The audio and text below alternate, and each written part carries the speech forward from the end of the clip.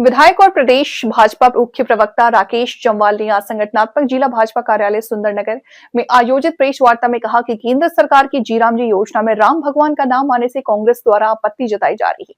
Congress party ने श्री राम जन्मभूमि पर राम मंदिर निर्माण का विरोध किया था। इसके अलावा कश्मीर से धारा 370 का भी समय समय पर विरोध किया है।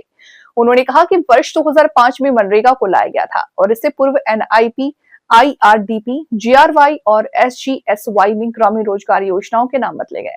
इसके साथ इसमें संशोधन भी किए गए, लेकिन पिछले लंबे समय से मनरेगा में अनियमितता और कमियों को लेकर सुधार करते हुए केंद्र की मोदी सरकार ने विकसित भारत गारंटी फॉर रोजगार आजीविका मिशन यानी VVG रामजी अधिनियम 2025 के तौर पर नया रूप प्रदान किया।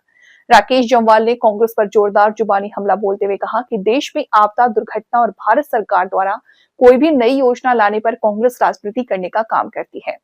हिमाचल प्रदेश के सिरमौर जिले में हुई बस दुर्घटना मामले में भारतीय जनता पार्टी मृतकों और घायलों के परिवारों के साथ खड़ी है।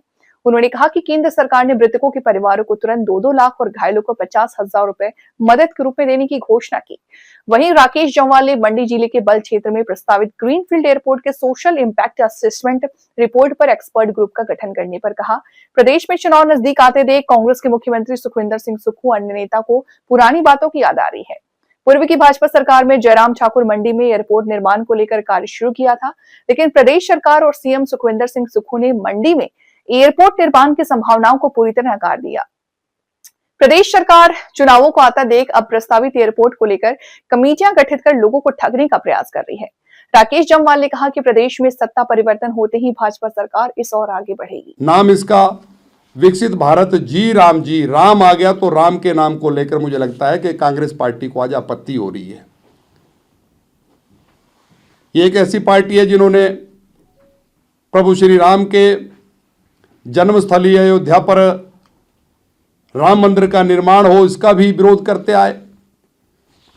कश्मीर से धारा 370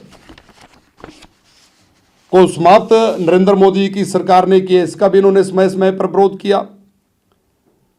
लेकिन आज जब इस योजना का नाम विकसित भारत गारंटी फॉर रोजगार एंड आजीविका मिशन ग्रामीण रखा गया, VVG रामजी रखा गया, इससे भी कांग्रेस पार्टी को आपत्ति है।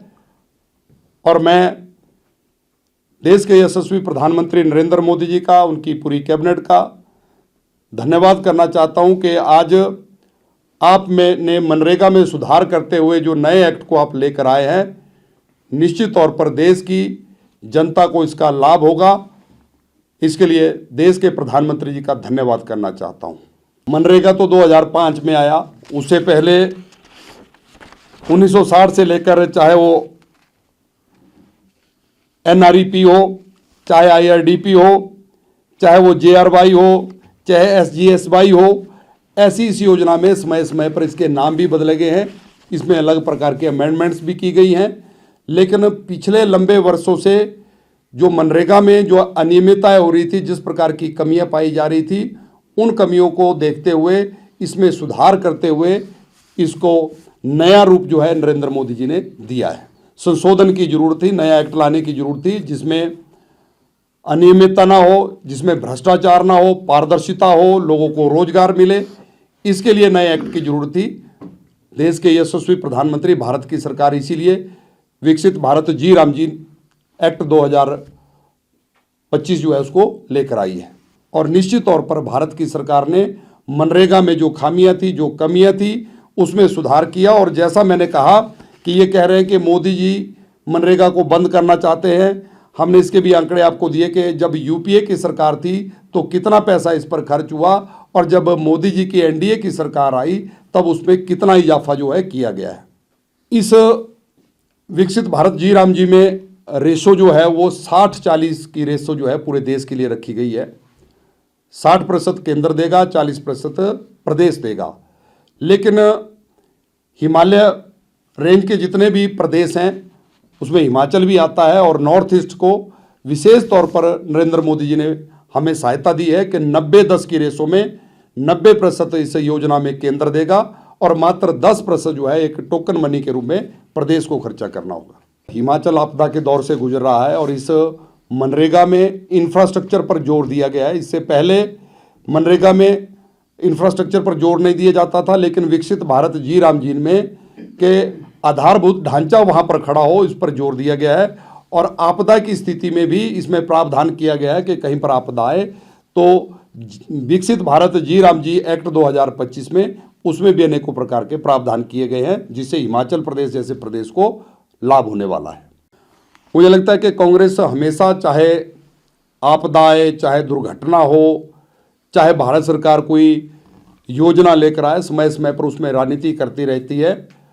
आज अगर सिरमौर में इस प्रकार की दुर्घटना हुई, वहाँ पर लोगों की जानें चली गई, बहुत से लोग घायल हुए। भारतीय जनता पार्टी उन परिवारों के प्रति संवेदना प्रकट करती है। भारतीय जनता पार्टी उन परिवारों के साथ है। और इसीलिए जैसा मैंने कहा कि देश के यशस्वी प्रधानमंत्री नरेंद्र मोदी जी ने जो परिवार जहाँ पर जिनकी इस दुर्घटना में मृत्यु हुई है, उन परिवारों को तुरंत 2-2 लाख देने की बात कही है। हालांकि जो लोग चले गए उसकी पूर्ति नहीं हो सकती, लेकिन मदद के रूप में मोदी जी ने उनको 2 लाख रुपए देने की घोषणा की। और जो घायल हुए हैं उनको उनका जल्दी वो स्वस्थ हो और उनको 50-50 हज़ार रुपये देने की भी देश के यशस्वी प्रधानमंत्री जी ने घोषणा की है। मुझे लगता है कि ये इस बात का प्रमाण है कि भारतीय जनता पार्टी का नेतृत्व, चाहे वो प्रदेश का हो, चाहे वो केंद्र का हो, हर ऐसी विकट परिस्थिति में देश की जनता के साथ है। जैसे जैसे चुनाव नज़दीक आएंगे, प्रदेश के मुख्यमंत्री जी को, कांग्रेस के नेताओं को अब इन सारी बातों की याद आ रही है। मंडी एयरपोर्ट को लेकर जिस प्रकार से पूर्व की जयराम जी की सरकार आगे बढ़ी थी, 3 वर्ष आप पूरा प्रदेश जानता है कि मुख्यमंत्री जी, उनकी सरकार द्वारा कहा गया कि यहाँ पर एयरपोर्ट बनाने की कोई संभावना नहीं है। लेकिन अब उनको लग रहा है कि चुनाव नज़दीक आ रहे हैं, तो इसको लेकर अब अलग प्रकार से कमेटियाँ गठित करना और लोगों को ठगने का प्रयास जो है ये सारा किया जा रहा है। लेकिन जैसे ही हिमाचल में सत्ता परिवर्तन होगा, भाजपा की सरकार आएगी, हम इस ओर आगे बढ़ेंगे।